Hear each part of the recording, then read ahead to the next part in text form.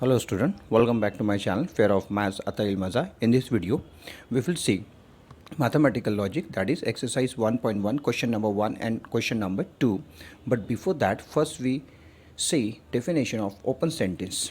That is an open sentence whose truth can vary according to some condition which are not stated in the sentence. Note, open sentence is not considered an statement in logic. So let's start student, but don't forget to like and subscribe my channel. Hello बच्चों.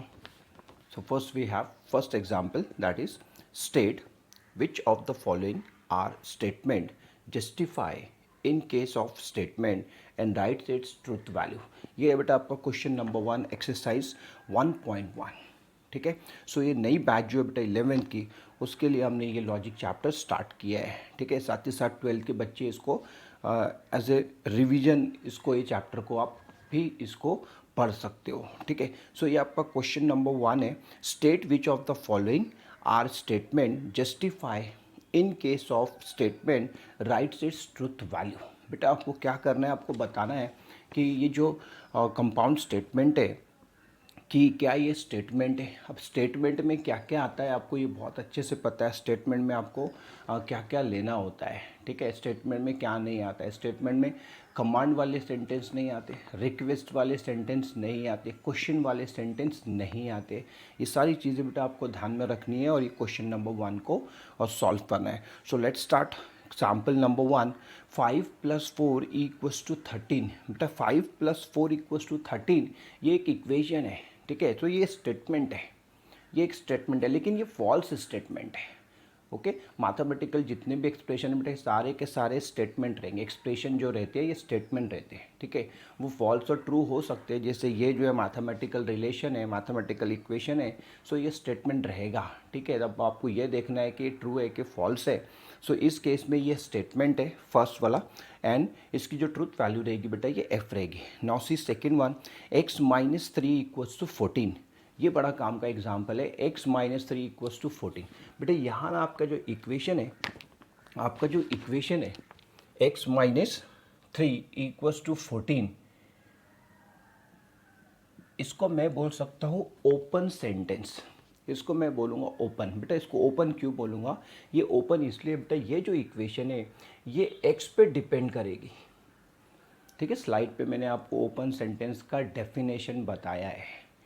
ठीक है. ऐसे sentence रहेगा, ये very होगा according to given condition और some condition. तो ये बेटा यहाँ पर ना ये है कंडीशन मुझे जिसके बारे में ये बात कर रहा है. अब यहाँ पर ना बेटा आपका x जो है x पे डिपेंड करेगा आपका ये इक्वेशन. x का वैल्यू का सपोज 2 लिया आपने तो ये इक्वेशन चेंज हो जाएगा, 3 लिया तो इक्वेशन चेंज हो जाएगा. मतलब यहाँ से मुझे एक चीज़ समझ में आ रही है कि मेरी इक्वेशन जो है, ये वाली जो मेरी इक्वेशन है ये डिपेंड कर रही है बेटा x पे. ये x पे डिपेंड कर रही है, इसीलिए ये क्या है, ओपन सेंटेंस है.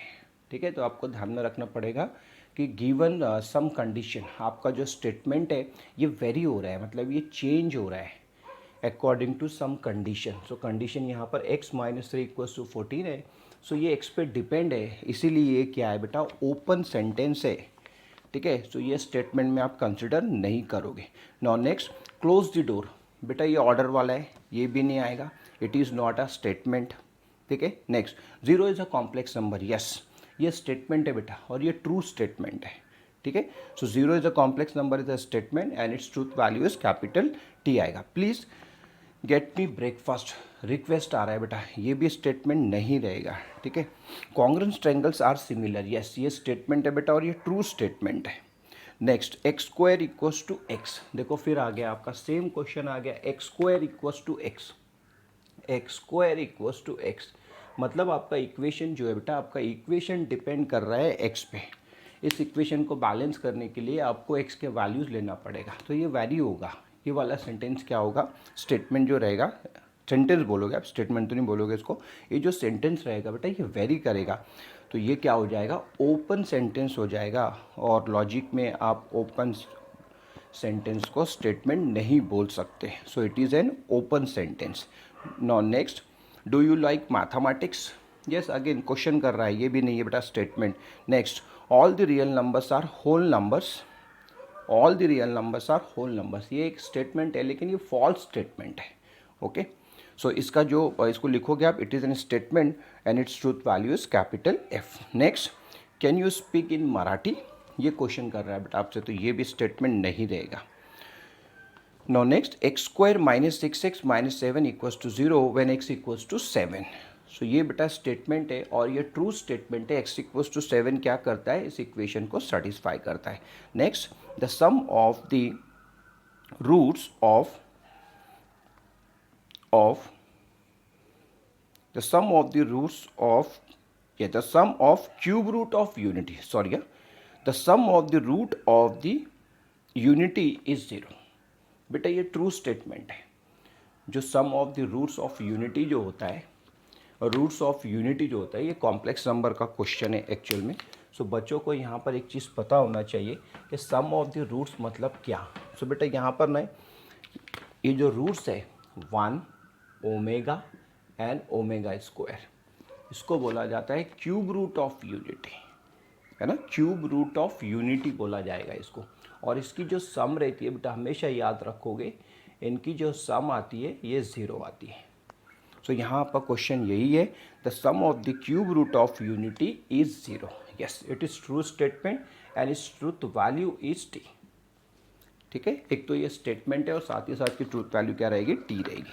No next, it rains heavily, it rains heavily, है ना, तो ये वेदर पे डिपेंड करेगा आपके कि बारिश ज़्यादा होगी कम होगी, है ना, तो ये भी क्या रहेगा, ओपन स्टेटमेंट रहेगा। Okay, now move on to example number 2। Now in example number 2 we have to write this symbolic form. Example number 2 में बेटा आपको सिंबॉलिक फॉर्म लिखना है। तो आपको मैं एक एग्जाम्पल बहुत अच्छे से समझा देता हूँ, बाकी आप जल्दी जल्दी इसको कर लोगे। अगर आप एग्जाम्पल नंबर 1 देखोगे, सो एग्जाम्पल नंबर 1 में आपको गिवन है Nagpur is in Maharashtra, Nagpur is in Maharashtra, ठीक है, महाराष्ट्र एंड चेन्नई इन तमिलनाडु। ये बेटा आपका फर्स्ट एग्जाम्पल, ठीक है। मैंने ऐसे लिखा है कि Nagpur is in Maharashtra and Chennai in Tamil Nadu. तो बेटा यहाँ पर दो स्टेटमेंट है, नागपुर इन महाराष्ट्र और इसके बीच में लगा है and, Chennai is in Tamil Nadu. So दो स्टेटमेंट होते हैं, ऐसे ही आपको दो स्टेटमेंट गिवन रहेंगे और ये दो स्टेटमेंट जो रहेंगे बेटा लॉजिकल कनेक्टिव से कनेक्टेड रहेंगे। जैसे यहाँ पे ये फर्स्ट वाला जो स्टेटमेंट है नागपुर इज़ इन महाराष्ट्र, ये फर्स्ट स्टेटमेंट, एंड यहाँ लगा दिया एंड चेन्नई इन तमिलनाडु। तो ये दो स्टेटमेंट बनाया है, बीच में लॉजिकल कनेक्टिव बनाया है, इसको आपको सिंबॉलिक फॉर्म में लिखना है। सो आप क्या करते हो, इसका टेक्निक समझ लो, ये बहुत सिंपल क्वेश्चन है बेटा। आप क्या करोगे, ये जो फर्स्ट वाला पार्ट है दैट इज पी अज्यूम कर लोगे आप, नागपुर इन महाराष्ट्र, नागपुर का है बेटा महाराष्ट्र में, और क्यू जो ले लोगे चेन्नई इन तमिलनाडु, ये आ गया आपका सेकेंड। सो आप फर्स्ट पार्ट को अज्यूम कर लोगे पी, ये मैंने फर्स्ट पार्ट को अज्यूम कर लिया पी, सेकेंड पार्ट को अज्यूम कर लोगे क्यू, और इसके बाद में जो लॉजिकल कनेक्टिव्स है वो आप यूज़ कर लोगे। Therefore symbolic form is, therefore symbolic form लिखना चाहिए बेटा, सिंबॉलिक फॉर्म क्या रहेगा आपका, पी एंड क्यू, इसको बोला जाता है बेटा सिंबॉलिक फॉर्म। ये है आपका सिंबॉलिक फॉर्म, यहाँ से आपको मार्क्स मिलेंगे, वैल्यू और आपका ये देखेगा पी एंड क्यू लिखा है कि नहीं बच्चे ने, पी एंड क्यू, और इसको अज्यूम किया है कि नहीं, है ना। तो हमेशा बेटा याद रखो सिंबॉलिक फॉर्म में जो फर्स्ट वाला पार्ट रहेगा आपका ऑलवेज पी रहेगा और सेकेंड वाला पार्ट आपको ऑलवेज क्यू रहेगा। जस्ट आपको लॉजिकल कनेक्टिव देखना है कौन सा है, जैसे यहाँ पर एंड लिया है तो मैंने पी एंड क्यू अप्लाई कर दिया है, ठीक है। चलो अब जल्दी जल्दी से मैं आपको बाकी के एक्सप्लेन कर देता हूँ, सारे आपको ऐसे ही करने हैं, ठीक है, यही पैटर्न में आपको करने हैं अभी। नाउ सी सेकेंड नंबर 2, मैं जस्ट इसको रीड करता हूँ और आपको सिंबॉलिक फॉर्म देता हूँ। सेकेंड एग्जाम्पल है आपका, the angle is right angle if and only it is of the measure 90 degree. बेटा इफ एंड ओनली इफ आ गया है, सो फर्स्ट वाला जो पार्ट रहेगा आपका, the angle is right angle, P को क्या एज्यूम कर लोगे, the angle is right angle, if and only if आ जाएगा, मतलब डबल एरो आ जाएगा, it is of measure 90 degree. तो फर्स्ट वाला पार्ट जो रहेगा बेटा आपका ये रहेगा पी, और सेकंड पार्ट जो रहेगा आपका ये रहेगा क्यू। सो यहाँ रिलेशन आ जाएगा ऐसे, इसको बोला जाएगा बेटा सिंबॉलिक फॉर्म, ठीक है। तो फर्स्ट पार्ट आपका P है, सेकंड पार्ट आपका क्या है Q, और रिलेशन क्या है बेटा इसमें, इफ एंड ओनली इफ है। Now next, if triangle ABC is right angle at the point A, then measure angle A plus measure angle C equals to 90 degree. तो बेटा ये ऑब्वियस है ना, अगर आपका B 90 डिग्री है तो A और C की जो सम रहेगी ये कितनी रहेगी, 90 प्लस 90 इक्वल्स टू 180 डिग्री। सो वो तो हमको ज्योमेट्री तो सॉल्व नहीं करना है, हमको जस्ट इसको रिलेशन बनाना है। तो यहाँ पर इफ देन वाला रिलेशन है बेटा, इफ देन है ना, क्या बोल रहा है आपको, if triangle ABC is right angle triangle at B, then measure angle A plus measure angle C equals to 90 degree. तो बेटा यहाँ पर रिलेशन आ जाएगा सिंपली P इम्प्लाइज Q, क्या आ जाएगा, P इम्प्लाइज Q। तो थर्ड में आप लिख लोगे P implies Q। Now next we have triangle is equilateral और आइसोसेलिस, और बोल रहा है बेटा, और तो आप लिख लोगे first part triangle is equilateral, Q ले लोगे ट्राइंगल इज आइसोसेलिस, और यहाँ जो रिलेशन आएगा तो आप लिखोगे P और Q, क्या लिख लोगे इसको, P और Q लिख लोगे। Next, angle is neither acute nor obtuse, ये बहुत अच्छा क्वेश्चन है, angle is neither acute nor obtuse. अब यहाँ बेटा आपको समझ में नहीं आएगा कौन सा लॉजिकल कनेक्टिव ले, नाइदर का मतलब तो नहीं होता है, ठीक है। सो आप लिखोगे एंगल P ले लोगे, एंगल इज एक्यूट, P क्या लोगे, एंगल इज एक्यूट, Q क्या लोगे, एंगल इज ऑब्ट्यूस।